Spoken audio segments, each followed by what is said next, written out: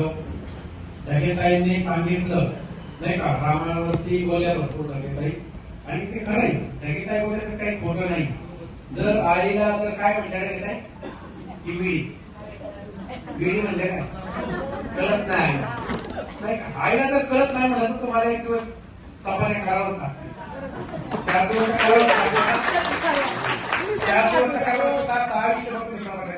म्हणून थोडं शबरी सारखं वागा. शबरी कशी होती, रामाचं इंतजार करत किती वर्ष रामाचं इंतजार केलं आणि सांगितलं प्रत्येक बोर खाऊन बघितलं आंबट आहे का, माझ्या रामाला आंबट बोर लागलं, पण ते बोर खाण्यासाठी त्या नामस्मरणामुळे राम राम राम राम म्हणून रामाला त्या शबरीपर्यंत जावं लागलं, सीतेला वनवासाला जावं लागलं, तेव्हा रामाला तिथं जावं लागलं.